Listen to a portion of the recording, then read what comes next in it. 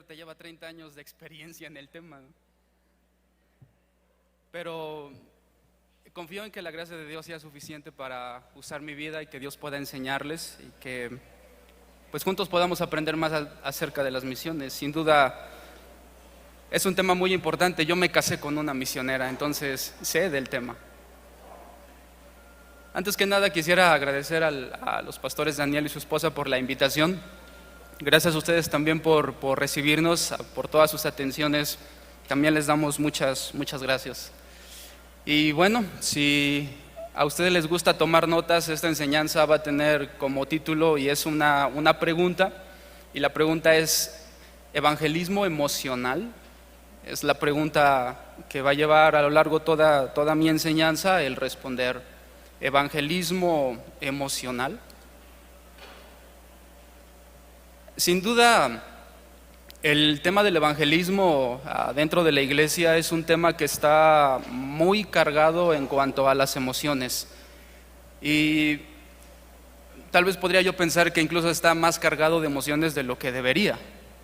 Tampoco quiero que me malinterpreten creyendo que las emociones son malas. Yo no estoy diciendo que las emociones sean malas en sí mismas, sino que cuando nosotros no sujetamos nuestras emociones a la doctrina, a la palabra de Dios, al control del Espíritu de Dios en nuestra vida, bueno, las emociones se vuelven más en nuestra contra que una ayuda. Y creo yo eso es algo que ha pasado en el tema general dentro de la iglesia cuando hablamos acerca de las misiones. Yo estoy consciente que Dios nos hizo con emociones. Dios nos hizo seres emocionales para que podamos responder a la forma en cómo Él interactúa con nosotros y que podamos expresar con nuestro cuerpo, con nuestro rostro, con nuestros brazos, con nuestros labios, expresar lo bueno que es Dios en nuestra vida y que por medio de las emociones podamos tener esas muestras o expresiones de lo que hay en nuestro corazón. Sin embargo, las emociones nunca han sido buenas conductoras de una vida, a diferencia de la doctrina o de la palabra de Dios que sí dirige nuestra vida. Una de las cosas que dice el profeta Jeremías es que nuestro corazón es sumamente engañoso. Y cuando dejamos que nuestras vidas se gobiernen por las emociones, sin duda vamos de la mano hacia el engaño. El problema en muchos casos, y creo que históricamente ha sucedido con el cristianismo, es que el corazón es lo que está gobernando el tema de las misiones. Y eso nos ha llevado a un fracaso general cuando hablamos de evangelismo dentro de una congregación. Tampoco quiero que consideren que quiero ser aguafiestas, ¿no? Pero es la realidad dentro de la iglesia. En gran medida, el fracaso del evangelismo tiene mucho que ver con el abandono de la doctrina del evangelio y una sustitución de esa doctrina por las emociones. En algún momento se pudiera pensar, o en ciertos sectores de la iglesia se puede pensar que el ser doctrinalmente correctos y apegados a la doctrina 100%, a la doctrina bíblica, eso de alguna manera va a provocar un asesinato a las emociones. Sin embargo, lo que la Biblia nos enseña no es eso, sino que nuestras emociones deben de estar sujetas a la doctrina de Dios. Por tal consecuencia, el evangelismo debe de estar también sujeto a la doctrina y no a nuestras emociones. Realmente lo que sucede es que la doctrina no mata el evangelismo, la doctrina no mata las emociones, simplemente lo que hace es que las gobierna, las sujeta, las controla, las ordena, las somete, pero no las asesina. Eso significa que yo puedo ser doctrinalmente correcto a la hora de evangelizar y tener una gran emoción y pasión en mi corazón. Es decir, que técnicamente amar la doctrina no es sinónimo tampoco de un corazón frío. En muchos sectores se considera que las iglesias que aman la doctrina, aman el evangelio, son iglesias frías. Y la realidad es que no es cierto, sino que debemos de entender que una pasión verdadera no puede surgir de un corazón que no tenga una previa pasión verdadera por la doctrina. Nuestra pasión surge de la doctrina y no de nuestro corazón. Es más, yo me atrevería a decir que la pasión por Dios no puede surgir de un corazón que no tenga pasión por la doctrina bíblica. Y aquí ya no solamente estamos hablando de pasión por las misiones, ya estamos hablando de pasión por Dios. De ninguna manera yo puedo amar a Dios alejado de la forma establecida en la doctrina de cómo Dios dice que debemos de amarle. Es muy importante eso. Nosotros, para entender que realmente el amor por la doctrina despierta un amor y una emoción por las misiones, lo vemos en el ejemplo de nuestro Señor Jesucristo, que el pastor Lázaro mencionó hace un momento. Y creo que las enseñanzas que él dé y la que me toca el día de hoy dar a mí, creo que harán un equilibrio y una conjunción muy, muy buena delante de Dios. Porque nosotros vemos a Jesucristo en los dos extremos siendo un gran ejemplo. Vemos a Jesús siendo un gran ejemplo de cómo amar la doctrina, y luego vemos a Jesús en un gran ejemplo de cómo mostrar pasión y cómo mostrar sus emociones por las misiones o por alcanzar a los que no han oído de él. Y lo vemos amando la doctrina, y después lo vemos unos días después entrando al templo, volcando mesas, y los discípulos entendieron que el celo de tu casa me consume. Vemos una expresión de las emociones gobernada por la doctrina, de la cual o de ambos lados Jesús es un gran y un muy buen ejemplo. El tema de este congreso es sembradores de la semilla. Por lo tanto, podemos deducir que hay dos partes importantes en las misiones o en el evangelismo. Por un lado tenemos al sembrador y por otro lado tenemos la semilla. No podemos hablar de misiones o de evangelismo únicamente con uno prescindiendo del otro. Necesitamos una buena semilla, pero también necesitamos un buen sembrador.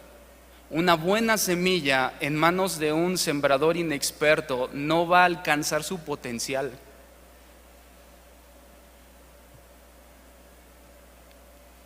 Nosotros, como creyentes, tenemos que aprender a ser buenos sembradores, pero también tenemos que tener mucho cuidado acerca de qué tipo de semilla estamos sembrando. Que esa semilla que yo esté sembrando no sea solamente una pura emoción de mi corazón, sino que esa semilla que yo esté sembrando sea realmente la palabra de Dios, sea la doctrina, el evangelio.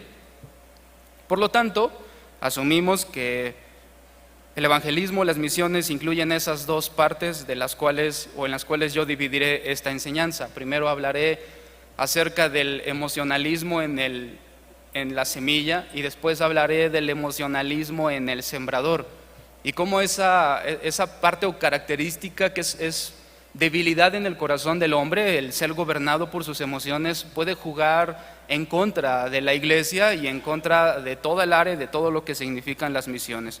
Así que primero veamos cómo afecta el emocionalismo en el mensaje, primero, en la semilla. Todos los que estamos aquí debemos de preguntarnos primero, ¿qué tipo de semilla quiero yo sembrar? Indudablemente podemos ver, porque es algo que a lo largo de la historia se ha visto y tenemos ejemplos de eso, que un misionero o un evangelista puede decidir sembrar una buena semilla de doctrina, pero también hemos visto ejemplos de cómo muchos han decidido simplemente sembrar emoción en las personas. Y es indudable que cuando una persona siembra emoción, ¿qué es lo que va a cosechar? ¿Un creyente firme en la palabra de Dios? No, un creyente muy emocional.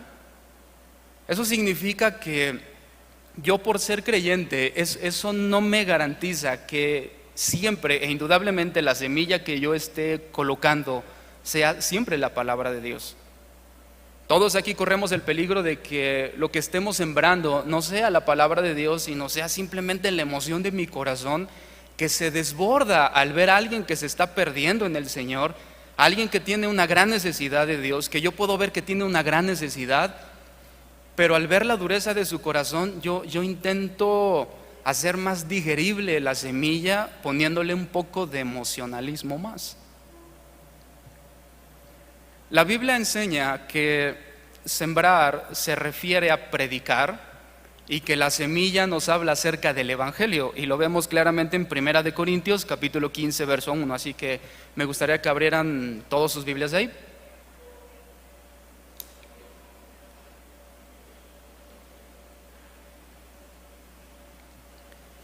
Primera de Corintios capítulo 15 versículo número 1. El apóstol Pablo nos va a enseñar y nos va a dejar muy claro en qué consiste sembrar una buena semilla, en qué consiste el evangelismo. Primera de Corintios capítulo 15 verso 1. ¿Ya estamos todos allí? Ok, pon atención. Versículo 1. Además os declaro, hermanos, está hablando a creyentes, está hablando a la iglesia, el evangelio, aquí está hablando de una semilla. Además os declaro, hermanos, que la semilla que yo les he predicado, aquí está hablando de sembrar. Hermanos, el evangelio que os he sembrado, el cual también recibisteis, en el cual también perseveráis, y por el cual asimismo, si retenéis la palabra, semilla, que os he predicado, sembrar, entonces sois salvos. Si no, entonces creísteis en vano. Aquí Pablo, cuando dice si no creísteis en vano, no está hablando de una fe verdadera que falle, porque la fe verdadera nunca falla. Si la fe verdadera tiene un buen sembrador y una buena semilla, siempre va a funcionar. El asunto con la fe para algunos, cuando no funciona, es porque se les ha sembrado una semilla que no es fe, que no es la palabra de Dios y que no produce una fe correcta, sino más bien se les ha sembrado emoción en el corazón. Y todos sabemos que la emoción es algo que yo puedo obtener de forma rápida y abrupta y explosiva, pero así como aparece, así se desvanece. Eso pasa con nuestras risas o con el llanto o con la tristeza. Tenemos una explosión, una carcajada, pero no nos dura 20 años, nos dura unos cuantos segundos. E incluso después de que dura un poco más de tiempo del que debería de durar, comienza a doler. Cuando nuestra fe duele y falla, es porque realmente estamos recibiendo algo que está contaminado, mezclado con emociones, y que no es una pura doctrina bíblica cristiana, sino que tiene mucho de emoción en ella.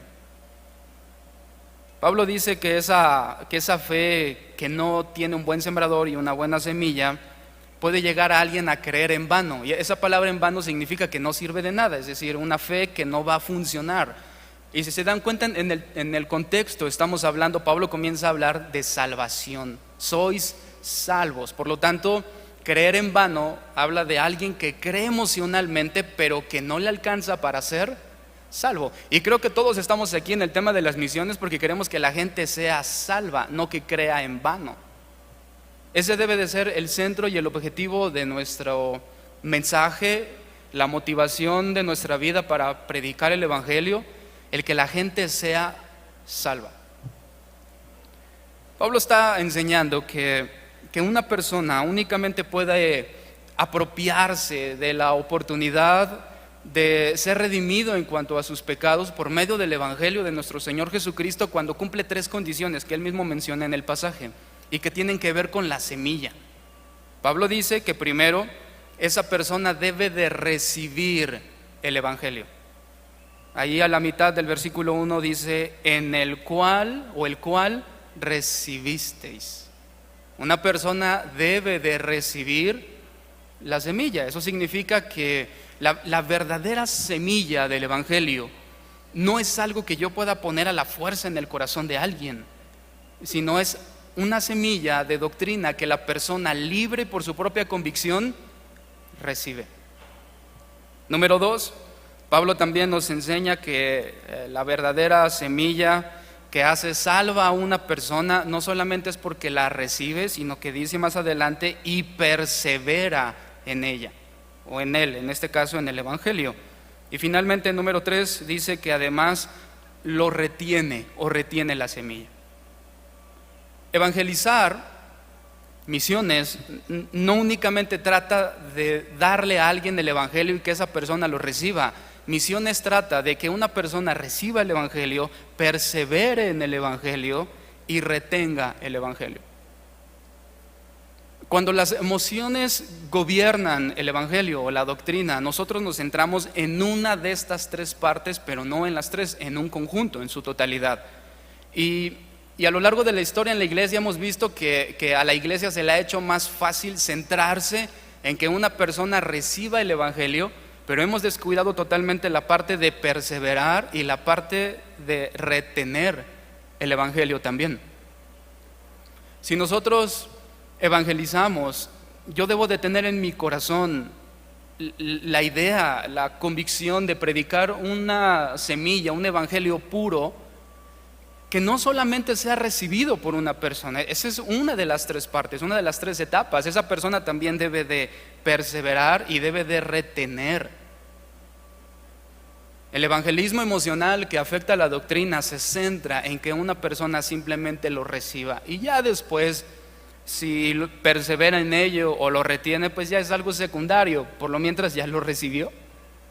Y eso es absolutamente y rotundamente falso. Eso no es una semilla adecuada. Ahí yo estoy sembrando más una emoción, porque cuando esa persona, la cual hoy viene a nuestra iglesia, comienza a enfrentar la tribulación, la aflicción, el desierto, la duda, la tentación, el miedo, la incertidumbre, él necesita perseverar y necesita retener. Pero si él solamente recibe, no le va a alcanzar.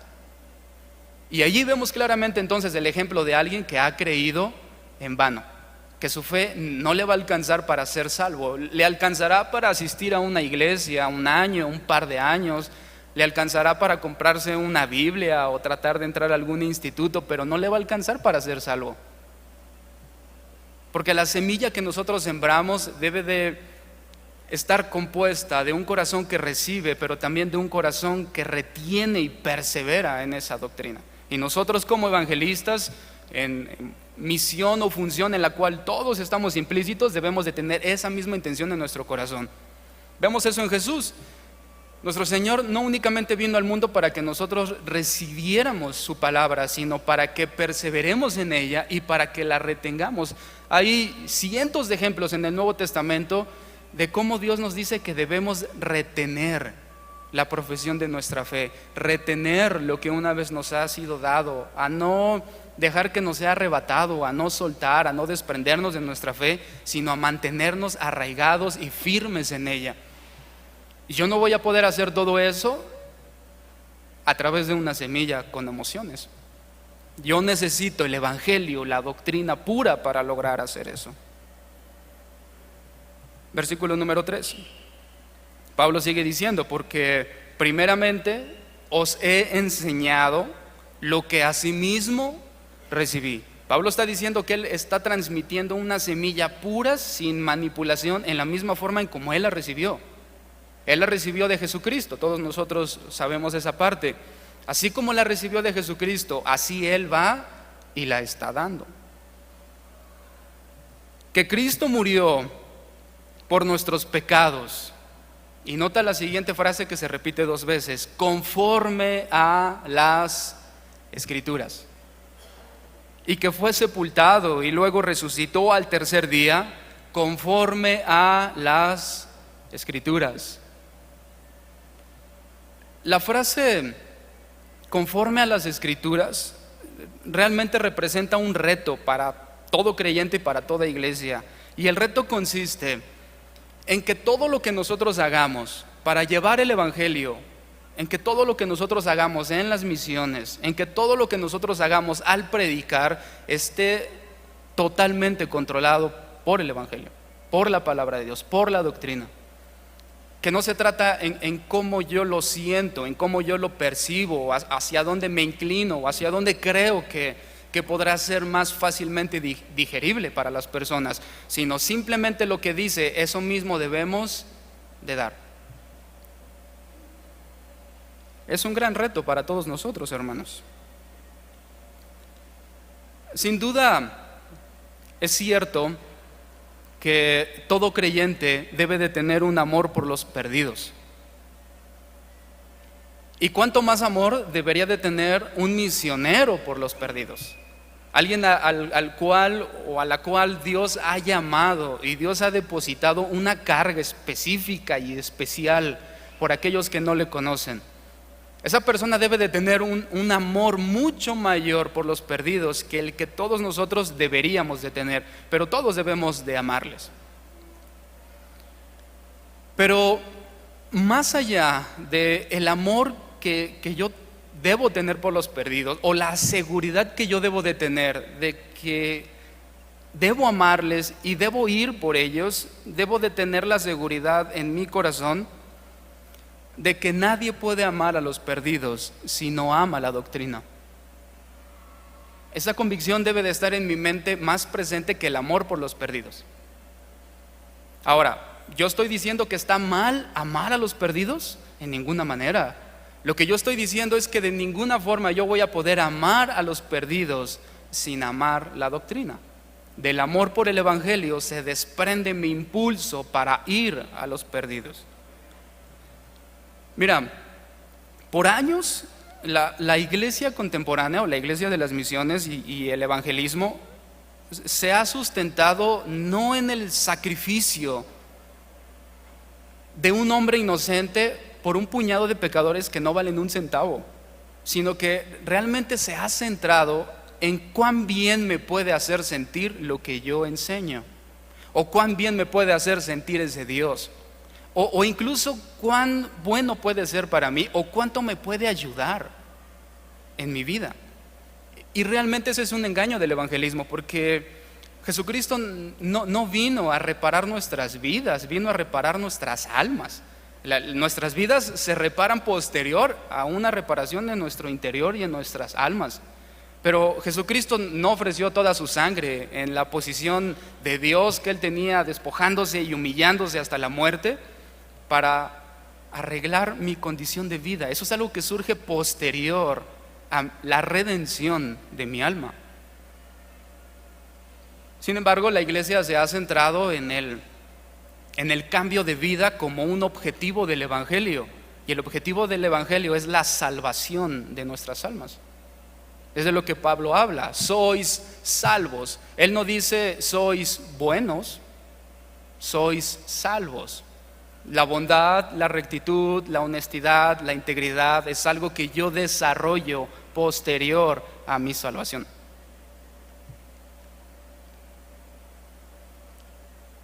Hoy más que nunca necesitamos que el evangelio, que la doctrina sea pura, porque la situación en la cual estamos como iglesia, hermanos, créanme, no es fácil, no es sencilla, es una situación dura, es una situación difícil. Hay algunas estadísticas que yo quise consultar para hacérselas saber, que tampoco tienen el objetivo de deprimirlos o hacerlos sentir mal, sino creo que más bien el de centrarnos en la realidad de la iglesia de Cristo, que muchas veces no tiene que ver con la realidad de mi iglesia local.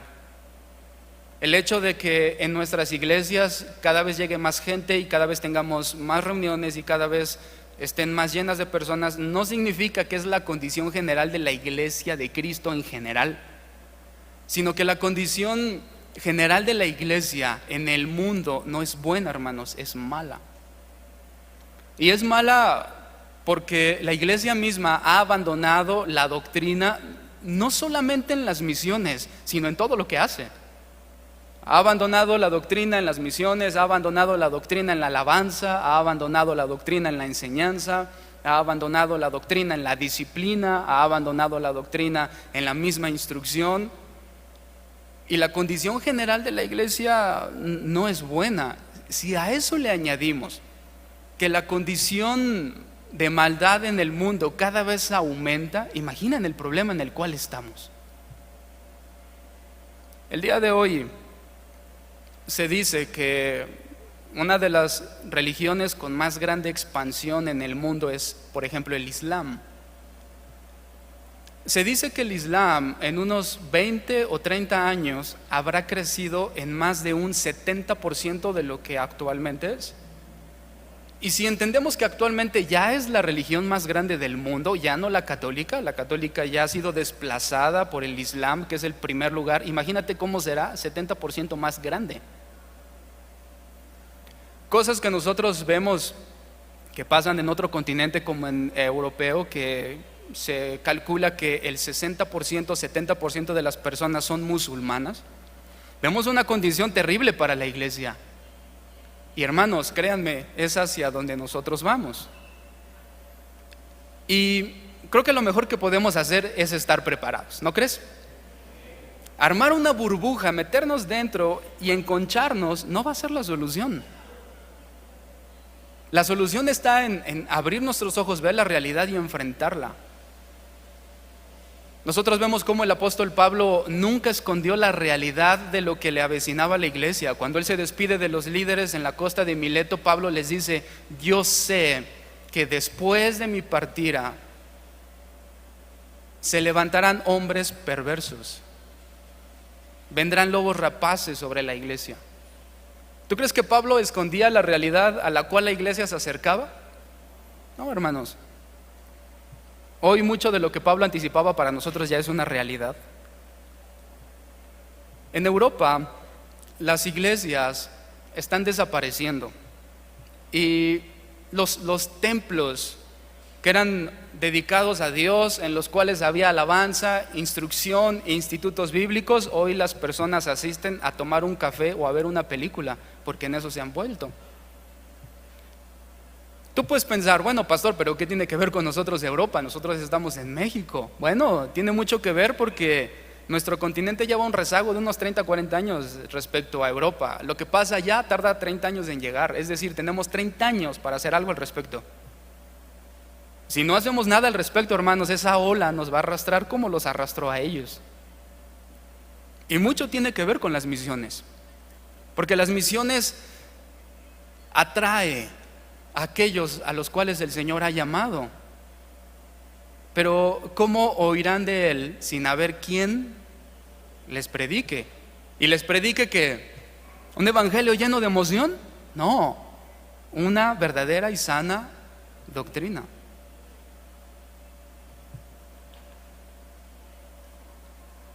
El cristianismo está en crisis, hermanos. Tampoco podemos culpar de esa crisis a los misioneros. De hecho, creo que los principales culpables de eso son los pastores, después las iglesias y finalmente podríamos culpar también a los misioneros. Eso significa que todos nosotros somos responsables de eso. De la misma forma que somos responsables de ir y predicar el evangelio, también soy responsable de la ineficacia de nuestra predicación emocional para atraer a los que Dios está atrayendo. En gran medida, nosotros podemos reconocer que cada vez es más difícil que la gente escuche el evangelio. Antes, hace unos 40 años, a un misionero le era suficiente saberse de memoria Juan 3:16, y con eso podía evangelizar y no había nadie que rebatiera ese versículo. Hoy eso ya no es suficiente. Hoy realmente el evangelista, el misionero tiene que estar preparado, porque el mundo se ha preparado y se ha desarrollado en su maldad. Y la iglesia, la pregunta es: ¿qué estamos haciendo al respecto en eso? No podemos regodearnos en nuestra emoción, sino que debemos centrar los pies y ver el peligro en el cual estamos. Lamentablemente, la parte emocional ha gobernado el evangelio. Hoy es más común escuchar: Dios te ama, que Dios quiere que te arrepientas. Es más común. Puedes ver la pegatina de un auto en su defensa y dice Dios te ama, pero yo no he visto una que diga arrepiéntete pecador. Nosotros vemos camisetas que tienen un corazón y dicen Dios te ama, pero yo no veo ninguna camiseta que diga que Dios derramará su ira, por ejemplo. ¿Qué significa, hermanos? Que la emoción está gobernando el evangelio. Y que ante la dificultad de las personas de escuchar el evangelio, nosotros le estamos metiendo emoción para que sea más fácilmente aceptable. Pero recuerden que si una persona recibe el evangelio, aún necesita perseverar en él y aún necesita retener también el evangelio. Si no, entonces habrá creído en vano. Nosotros hemos olvidado, y cuando hablo de nosotros no me refiero apuntándote o juzgando tu vida. Puede ser que tú no, pero yo hablo de algo en general. Hemos olvidado el evangelio de un Dios que se ofreció hasta la muerte para redimir nuestros pecados y salvarnos. Hemos olvidado a un Dios que es totalmente santo e inocente, que se ofreció para salvar a gente que es totalmente culpable y pecadora. Pero ese es el evangelio. Juan capítulo 3, versículo 16, que todos nosotros sabemos, dice que de tal manera amó Dios al mundo que ha dado a su Hijo unigénito, para que todo aquel que cree en Él no se pierda, mas tenga vida eterna. Sin embargo, el amor de Dios que se entrega no termina allí, porque nosotros evangelizamos con el verso 16, pero se nos olvida el 17, el 18 y el 19. ¿Y sabes qué es lo que dice el 17, el 18 y el 19? Mira, yo te lo voy a leer. El verso 17 dice: porque no envió Dios a su Hijo al mundo para condenar al mundo, sino que para que el mundo sea salvo por él. El que en él cree no es condenado, pero el que no cree ya ha sido condenado, porque no ha creído en el nombre del unigénito Hijo de Dios. Y esta es la condenación, que la luz vino al mundo y los hombres amaron más las tinieblas que la luz. Seamos sinceros, hermanos, ¿predicamos todo eso? Si tú dices que sí, te felicito. Si dices que no, obviamente no te felicito, ¿verdad? Necesitas hacer algo al respecto y modificar, porque entonces dos cosas pueden suceder en ti: o eres un mal sembrador, o eres un buen sembrador que está sembrando una mala semilla, o las dos cosas, que sería lo peor, que seas un mal sembrador y además tengas una mala semilla. Entendemos entonces que no es el método el que salva, sino la doctrina es la que salva. Escucha, el amor por los perdidos únicamente me impulsa a ir, pero lo que salva al perdido es el evangelio, no mi amor. Mi amor por ellos me impulsa a dejar la comodidad de mi sofá, tomar mi Biblia y encaminarme hacia donde Dios quiera llevarme. Pero mi amor por ellos no los va a salvar. La doctrina y el evangelio es lo que los va a salvar. De manera que de nada sirve que mi amor me impulse a ir si llegando a ellos no voy a dar una buena semilla. Tendré mucho amor, pero una mala semilla. Estaré con ellos, pero no podré hacer nada para salvarles. Y creo que para nadie aquí es consuelo saber que estamos cerca del pecador, pero que ninguno se puede salvar. ¿De qué sirve estar haciendo cosas que continuamente me acercan al pecador si cuando estoy delante de él no le hablo el verdadero evangelio, sino que lo diluyo con emoción y hago que se exalte, que se emocione, que grite, que salte, que diga amén, pero no puede retener esa fe, mucho menos va a perseverar en ella? cuando venga la aflicción. No es el método lo que salva, sino es el evangelio lo que salva. ¿Debemos de acercarnos a los perdidos, hermanos? ¿Tú qué crees? Claro que sí. Es parte de cómo Dios se acercó a nosotros, porque no fuimos nosotros ni siquiera los que le llamamos, porque su palabra dice que luz nos resplandeció. No dice que luz encontramos. No, esa palabra resplandeció está en un verbo que habla de algo que sucede sin que yo lo espere, algo que me toma por sorpresa. No tiene que ver con el sol cuando sale, porque yo sé que el sol tarde o temprano va a salir, sino aquí habla de una luz que me resplandece en medio de las tinieblas, pero que además me toma por sorpresa. Yo no la esperaba. Y eso ya podemos identificarlo más con aquella situación de Pablo camino a Damasco, en aquel animal, cuando luz le resplandece. ¿Él lo esperaba? No, Dios lo tomó por sorpresa. Nosotros debemos de acercar esa luz a aquellos que no la tienen y que viven en tinieblas. Y créeme, cuando esa luz les alumbre, no es algo que estén esperando, es algo que les tomará por sorpresa, como te tomó por sorpresa a ti y como me tomó por sorpresa a mí. Yendo hacia cumplir nuestros deseos, yendo a cumplir los anhelos de nuestro corazón en 100% emoción, arrasar con todos los del camino, matar a todos los que sigan el nombre de Jesús, 100% en mi emoción, creyendo que sirvo a Dios, pero realmente encontrándome luchando contra Él.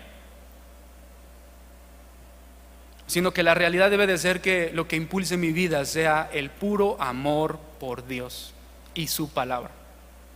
Eso me hará ir no solamente a un perdido, a todos los perdidos, y no solamente a un lugar, a todos los lugares. ¿Cómo afecta el emocionalismo entonces al mensajero? Ya estuvimos hablando de cómo puede afectar el mensaje, pero ¿cómo afecta también al mensajero? Quisiera comenzar primero con la pregunta acerca de ¿qué es un mensajero? ¿Qué es un mensajero? Creo que es muy simple la respuesta, y un mensajero es aquel que lleva un mensaje. Si tú no llevas ningún mensaje, no eres ningún mensajero. Dios nos llamó a ser mensajeros, por lo tanto Él me dio un mensaje. Y lo importante no es el mensajero. ¿Qué es lo importante? El mensaje. Antiguamente el mensaje tenía que entregarse a largas distancias a través de personas, y en algunas ocasiones en medio de la guerra una persona recibía el mensaje, era herido en medio de la guerra y él tenía que entregar el mensaje a otro y perdía su vida allí. Pero el mensaje no se diluía, porque lo importante era el mensaje, no el mensajero. El mensajero se puede reemplazar, el mensaje no. Eso significa que yo soy reemplazable y tú eres reemplazable, pero el mensaje no es reemplazable. Por lo tanto, yo no debo de guardar más mi vida de lo que yo guardo el mensaje. Y si yo tengo que arriesgar mi vida para proteger el mensaje, es algo que un mensajero hace. Marcos capítulo 16, versículo 15.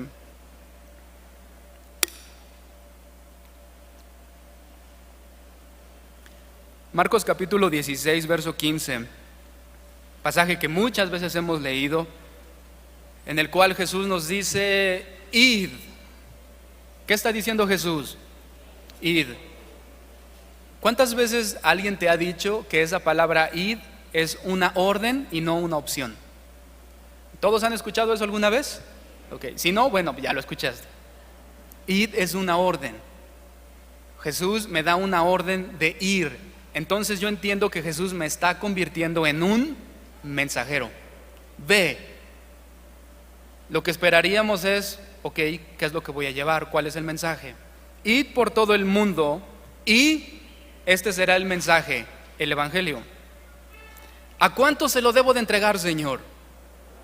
A toda criatura. ¿Y cómo sabré que el mensaje les ha llegado? Porque el que creyere y fuera bautizado será salvo, mas el que no creyere será condenado. Eso significa que la condenación aún es una evidencia de que el mensaje sirve. No solamente la salvación de una persona, sino que la condenación de una también es parte de la eficacia del mensaje. No podemos medir, y tal vez suene un poco curioso o extraño, pero no podemos medir la eficacia del mensaje por cuántas personas se salvan, sino también por cuántas personas se condenan por no haber creído en él. Todo el mundo tiene estadísticas de cuánta gente cree en el mensaje, pero nadie tiene estadísticas de cuánta gente se ha condenado por no hacer caso al mensaje. Sin embargo, es parte del evangelio, es parte del mismo mensaje en sí. Todo aquel que sea portador de un mensaje se convierte en mensajero. La pregunta cambia un poco, o más bien la respuesta cambia un poco si yo modifico la pregunta. Y en lugar de preguntar qué es un mensajero, yo pregunto quién puede ser un mensajero. Ahí es diferente. ¿Qué es un mensajero? Aquel que toma un mensaje y lo entrega. El evangelio. Si modificamos la pregunta, ¿quién puede ser un mensajero del evangelio? ¿Cuál sería la respuesta? Y cualquiera es una respuesta emocional. Cuando hablamos del evangelio, no cualquiera puede ser mensajero. Ese mensajero necesita de tener características específicas. Si nosotros decimos, bueno, cualquiera puede ser el evangelio, esa es la razón de por qué no han funcionado las misiones, porque enviamos a cualquiera.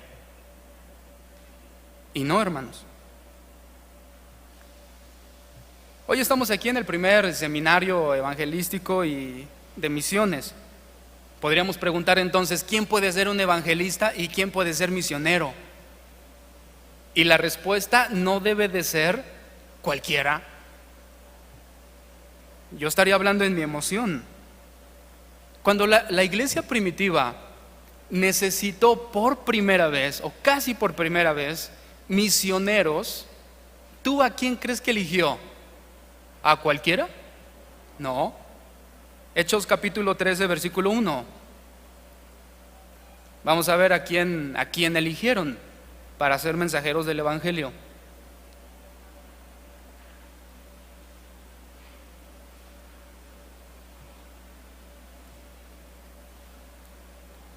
Volvemos a la pregunta, hermanos. ¿Quién puede ser mensajero? Bueno, para interactuar un poco contigo te voy a preguntar, ¿quién quiere ser mensajero? No funcionó.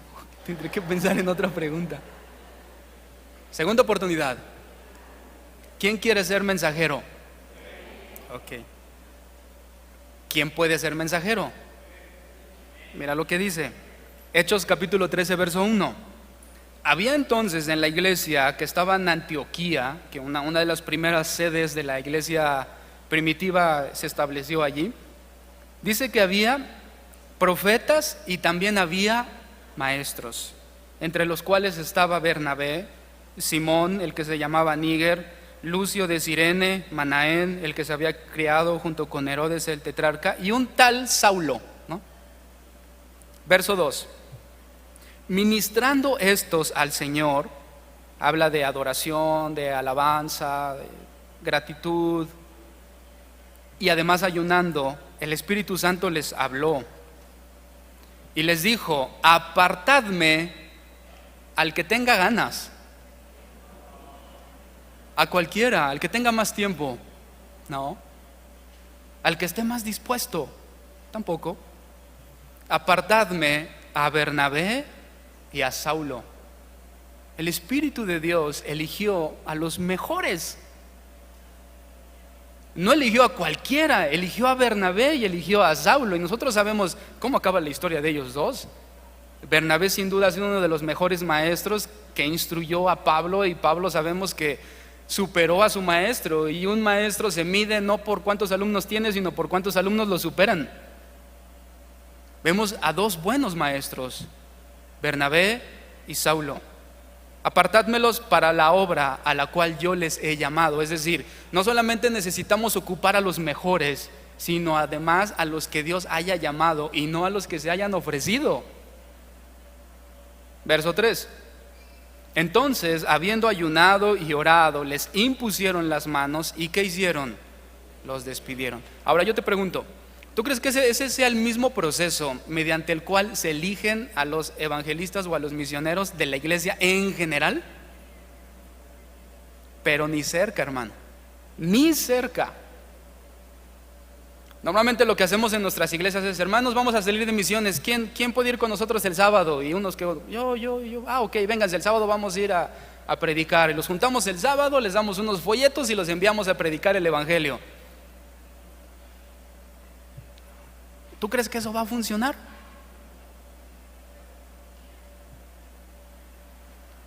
Para los dos primeros misioneros oficiales de la iglesia, los requisitos fueron dos: hombres capacitados y hombres elegidos por Dios.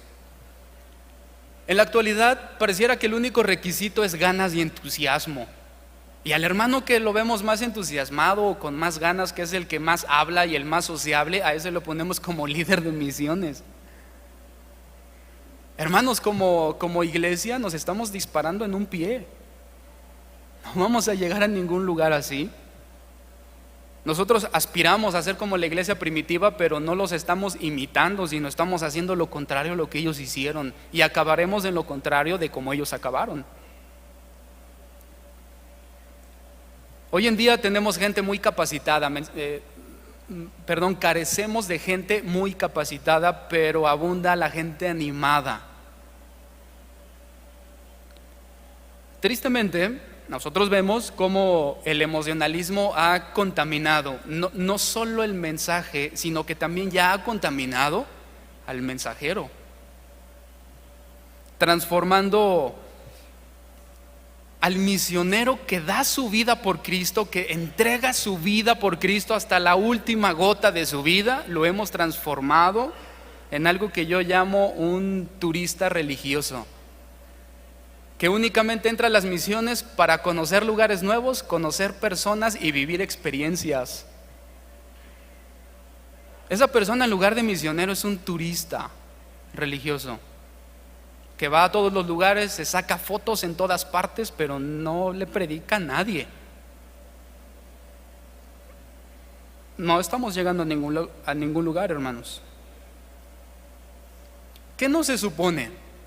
Que para llegar o para llevar, mejor dicho, para llevar el mensaje más importante en la historia de la humanidad del hombre, ¿deberíamos de elegir a los mejores?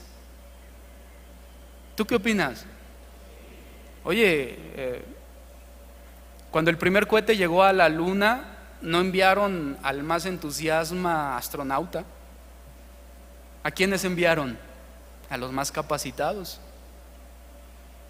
¿No buscaron entre los que tenían promedio de 6 y 6.5? Buscaron entre las mejores personas de todo el mundo para ir. Y créeme, el evangelio importa más que pisar un satélite. Por lo tanto, yo entiendo que debemos de enviar a los mejores.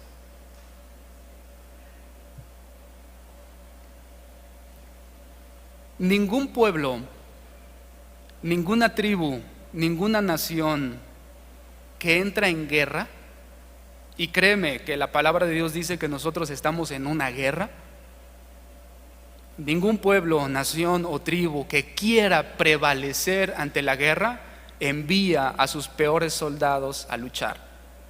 Envía a los mejores. No envía al holgazán que está acostado para motivarlo. No envía al flacucho y débil que está muy motivado pero no aguanta una espada.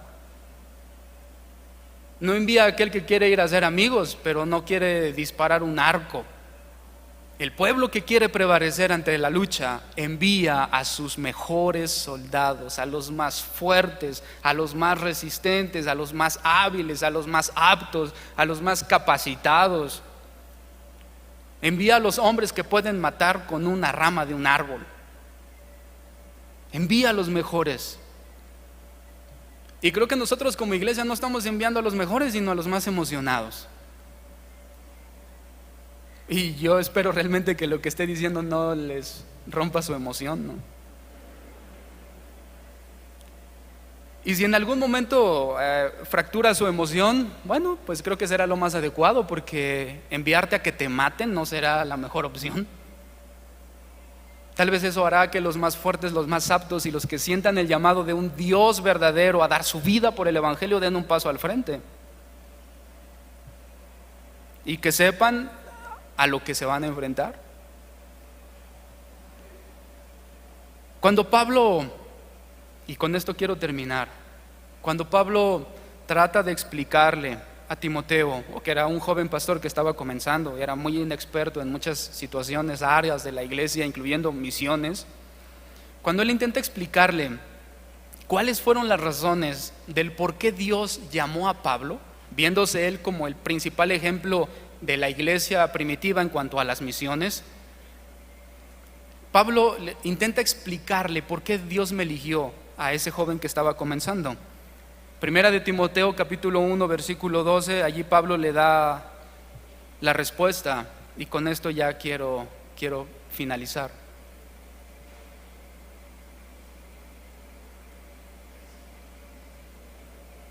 Pablo le dice a Timoteo: hijo Timoteo, yo doy gracias al que me fortaleció, a Cristo Jesús nuestro Señor, porque me tuvo por fiel poniéndome en el ministerio.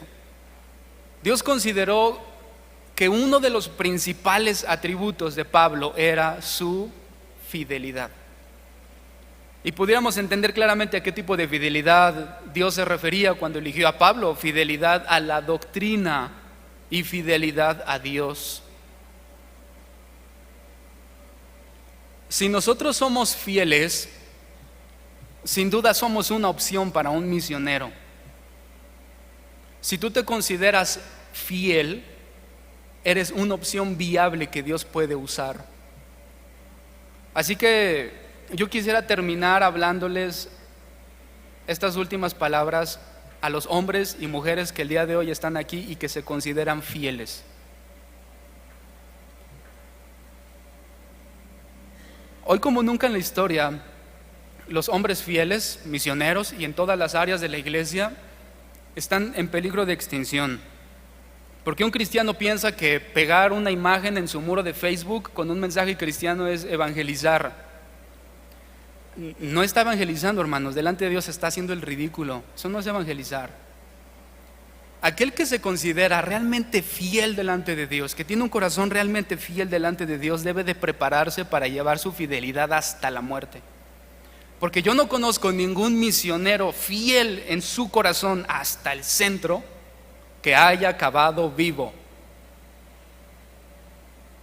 Los mejores misioneros, más entregados y apasionados por la palabra de Dios, acaban muertos de las formas más horribles, porque son siempre los que aceptan ir a los lugares más horribles.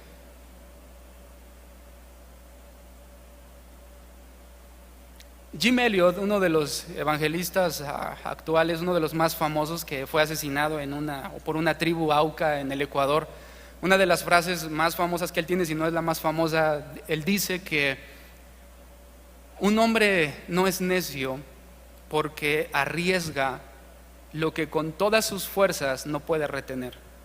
Todo el mundo le cuestionaba por qué iba a predicarle a una tribu de hombres caníbales, y él respondió con eso. Y todos sabemos cómo acabó. Así que si tú te consideras realmente un hombre fiel, dispuesto a todo por el Señor, prácticamente sabes cómo acabaremos.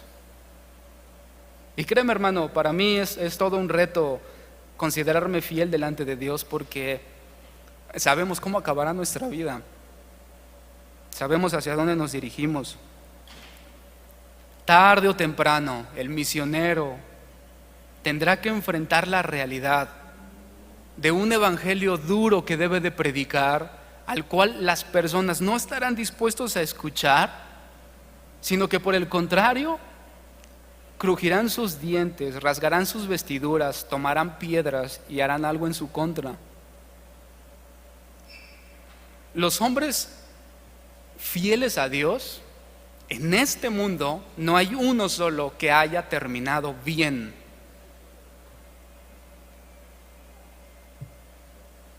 no hay uno solo que haya acabado bien. Todos han acabado de formas terribles. Pero yo quisiera que consideráramos nuestra vida para ser hombres y mujeres fieles. Amén, hermanos. ¿Te sumas a ese deseo? Aquel reformador que oraba y decía: Señor, danos hombres y mujeres fieles. Es lo único que te pedimos. Nos sumamos también a esa petición, sabiendo que, y quiero que te quedes con esto en tu corazón, que nada en este mundo es comparable con la gloria venidera que nos espera de la mano de nuestro gran Dios y Salvador Jesucristo. Y que cuando estemos delante de Él, recibamos de sus manos nuestra corona de justicia. Y creo que realmente, y solo en ese momento, en ese pequeño lapso delante del Señor, sabremos que todo esto valió la pena. Y que esa sea nuestra motivación, que ese sea nuestro anhelo, que cuando nos encontremos delante del Señor, Él nos reciba como hombres y mujeres fieles.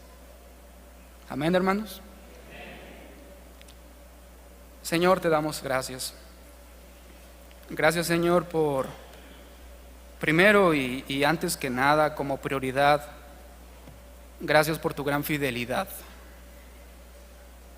Porque tu fidelidad te llevó a ofrecerte en sacrificio por nuestras vidas, a ser un verdadero mensajero, portador de un verdadero mensaje. Y sabemos que tu fidelidad te llevó hasta la muerte. Tu misma palabra dice, Señor, que Él fue fiel hasta la muerte. Lo único que te rogamos, Señor, es que nos concedas el gran privilegio de padecer por tu nombre. Que despiertes en nosotros un amor por los perdidos, pero sobre todo un amor por tu palabra, y sobre eso un amor por ti.